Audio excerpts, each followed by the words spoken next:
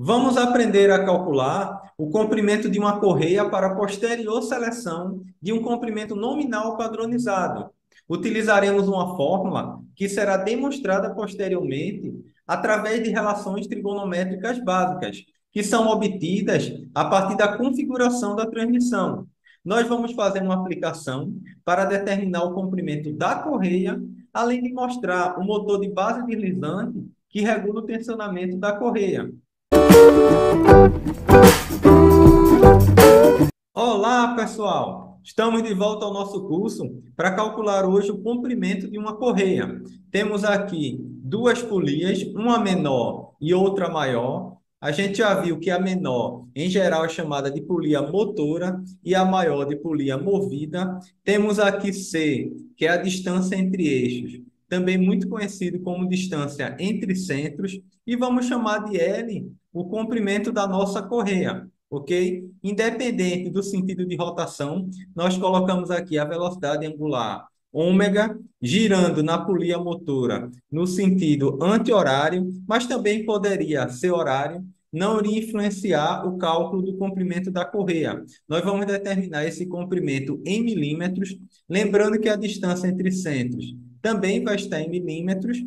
O diâmetro da polia maior, nós colocamos aqui em destaque em vermelho, com D maiúsculo. Em muitos livros é colocado como D2, o diâmetro da polia maior, e D1 como diâmetro da polia menor. Aqui nós colocamos o D minúsculo para a polia menor e colocamos em verde aqui para representar essa polia motora. Nós vamos calcular o comprimento de uma correia, onde o diâmetro da polia menor é 80 milímetros, o diâmetro da polia maior, 192 milímetros. E vamos considerar aqui nesse problema a distância entre centros de 220 milímetros. Observe que todas as unidades estão em milímetros. E a partir dessa fórmula aqui, bem simples, que pode ser demonstrada facilmente a partir das relações trigonométricas básicas, nós vamos determinar esse comprimento de correia. Observe que essa fórmula também está presente em vários catálogos de diversos fabricantes de correia. O comprimento total da correia, se você observar aqui, L vai ser todo o perímetro aqui, que a correia está em redor das polias. Então, a gente vai determinar esse valor de L. Ele é dado por 2C, ou seja, duas vezes a distância entre eixos, mais 1,57, D mais D, que é a soma dos diâmetros, somado com D menos D ao quadrado, dividido por 4 vezes a distância entre centros, que aqui nós estamos usando 220.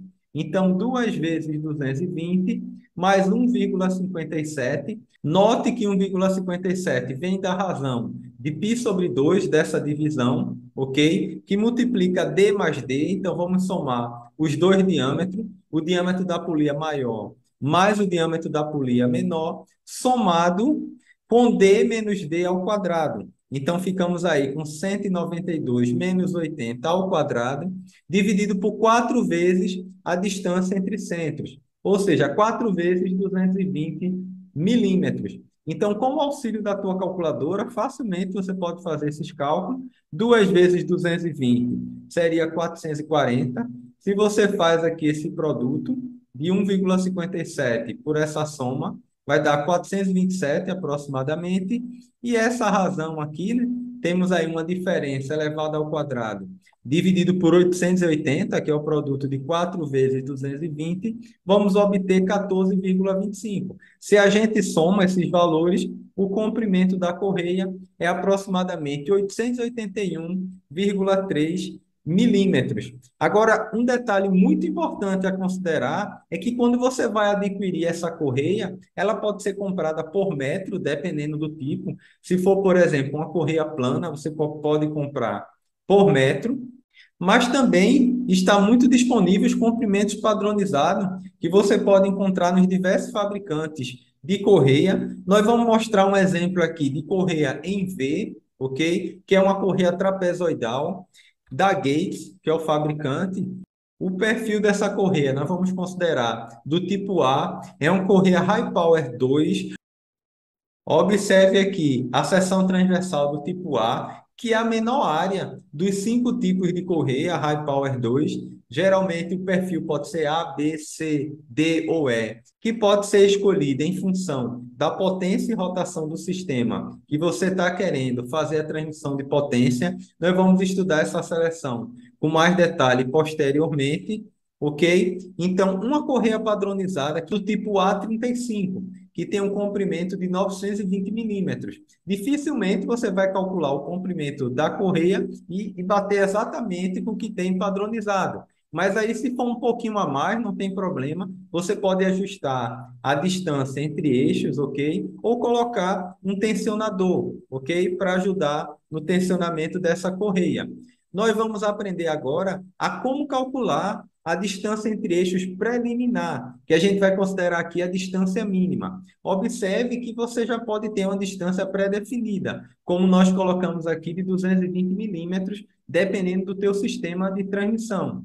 Mas aqui a gente vai ver duas fórmulas que dão um norte se você está na fase preliminar do projeto. A distância entre eixo C pode ser dada por 3D, ou seja, 3 vezes o diâmetro da polia menor, mais o diâmetro da polia maior, dividido por 2. Você pode fazer esse cálculo de posse dos dois diâmetros, ou dizer que a distância entre eixos é igual ao diâmetro da polia maior, ok? Então, você pode aplicar essas duas fórmulas. Normalmente, essa aqui é a mais utilizada, e aí você encontra o comprimento mínimo que tem que ter aí essa distância entre eixos, já na tua concepção do projeto, e aí é aconselhado a utilizar um valor maior do que o valor obtido. Então, se você multiplicar para o nosso caso 3 vezes 80 e somar com 192 e dividir por 2 em relação a esse diâmetro, você vai encontrar um valor um pouquinho abaixo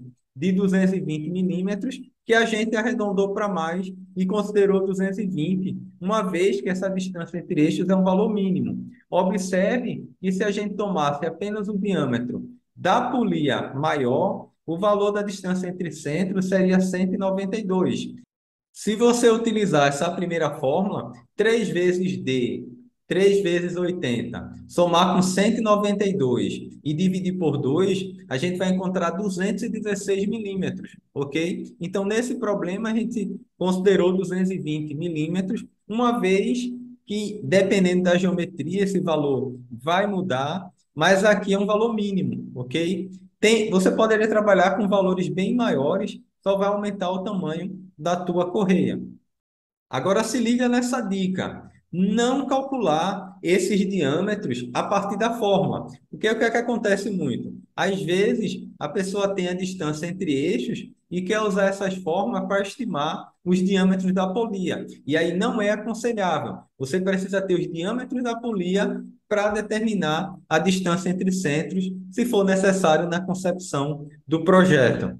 Um outro ponto que eu queria deixar bem claro é que essa fórmula ela é válida para correias abertas, quando a gente tem um sistema aqui de correias abertas, mas observe que a gente já falou em aulas anteriores que existe também correias cruzadas, ok? Então, quando as correias forem cruzadas, praticamente é a mesma forma. Uma diferença é que aqui o sinal desse termo vai ser D mais D ao quadrado, ao invés de menos, como nós utilizamos anteriormente. Então, fica aí bem simples, fica a dica, não se esqueça desse detalhe, mas na maioria dos casos, os sistemas são abertos. Eu vou concluir essa aula mostrando o motor de base deslizante. Observa aqui no vídeo que temos aí uma polia motora que ela vai se deslocar para ajustar a tensão da correia.